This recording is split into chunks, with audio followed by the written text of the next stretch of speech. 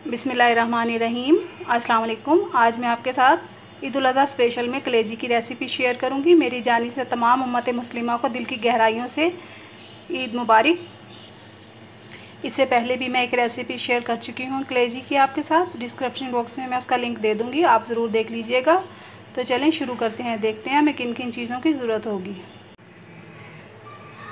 1 kilo कलेजी, 6 टमाटर, 2 प्याज लार्ज साइज़ के, इनको मैंने रफ़ चॉप कर लिया है।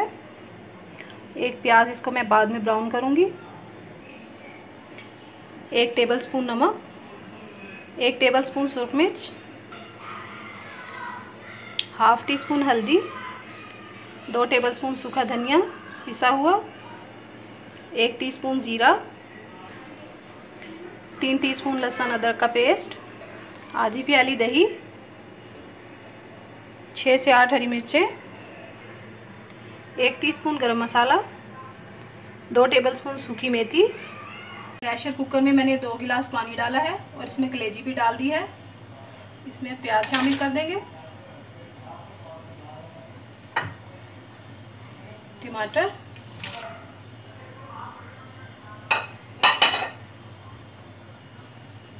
सारे खुश्क मसाले,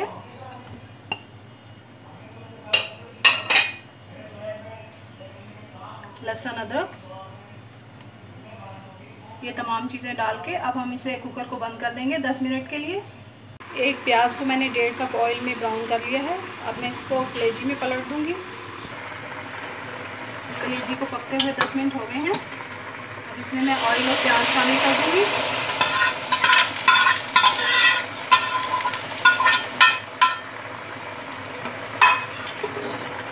और इसको अच्छी तरह से भून लूँगी मैं मसाले को।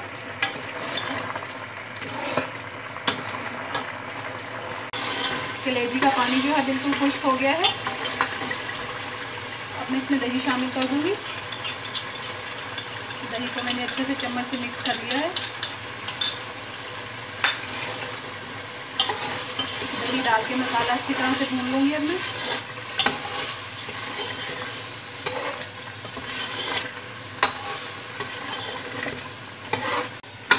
मसाला जो है अच्छी तरह से भून गया है। इसमें मैं थोड़ा सा पानी शामिल करूंगी।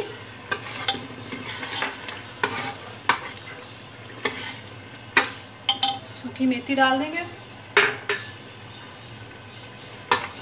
हरी मिर्चें,